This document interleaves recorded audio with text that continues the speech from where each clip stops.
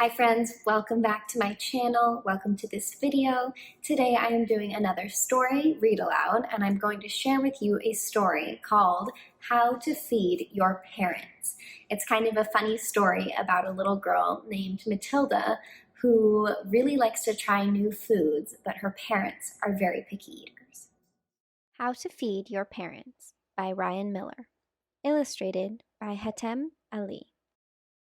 Matilda Macaroni wanted to try quiche.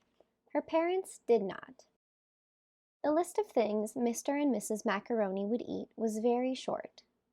Chicken, only in nugget form with barbecue sauce. Elbow macaroni, only mixed with orange-colored cheese powder from a packet. Burgers, only from a bag with ketchup, fries, and a toy. Grilled cheese, only on white bread cut into triangles. Pizza, only topped with pepperoni and delivered to their door. And cereal, only if it was sugary and turned the milk a different color. They refused to even try anything else. Matilda first discovered she liked other foods when Grandma Macaroni brought over a pot of jambalaya for a surprise treat one evening. "Yuck," Matilda's dad said when he saw the pot. "No way," Matilda's mom said when she smelled the steam. They pushed their plates to the center of the table and sulked. But Matilda was curious. The jambalaya was interesting. It was surprising. It was delicious. After that, Matilda tried new foods whenever she could. She got gumbo and goulash at Grandma's, sampled some sushi at a sleepover, and polished off a plate of pork paprikash on a playdate. But she soon realized that if she ever wanted to eat more than nuggets and noodles at home, she would have to commandeer the kitchen and cook for herself. She started by learning how to crack eggs.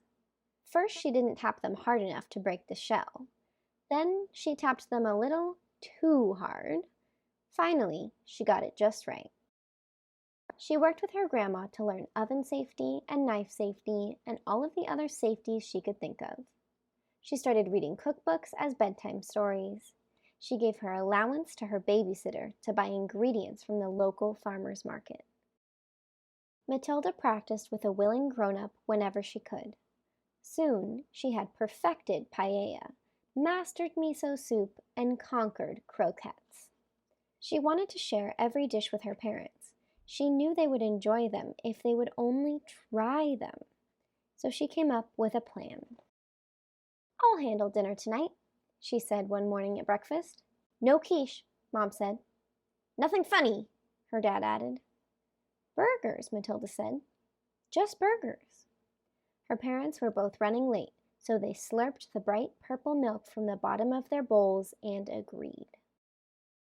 That night, Matilda's parents stared skeptically at the food in front of them. "This doesn't look like what I like," her dad whined. "It's a hamburger," Matilda said innocently. "I'm going to go warm up some leftovers," her mom said. "The fridge is empty," her dad yelped. "No pizza! No nuggets!" "This is what's for dinner," Matilda said. "If you're hungry, you can eat. If you're not, don't. But I made this, and this is what we're having."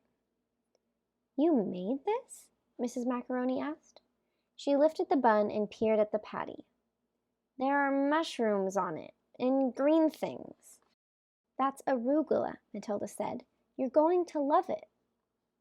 Mrs. Macaroni raised one eyebrow, but then her stomach growled loudly. "Our daughter made this," she said to her husband. She took the teeniest, tiniest bite. "It's interesting," she said, chewing slowly. "It's surprising. It's delicious." Mr. Macaroni smiled politely at Matilda and took a teeny, tiny bite of his own. "Hey, this isn't bad," he said. "Actually, it's good." "I can make it again," Matilda said, as her parents chowed down. "But I was thinking that maybe I could try to bake a quiche first." "I don't think you should do any more cooking," her dad replied. I think we should do it together. We can take turns picking recipes, her mom said. We might not like everything, but we promise to try anything, her dad finished. The next night, Matilda and her parents sprinkled some flour on the counter.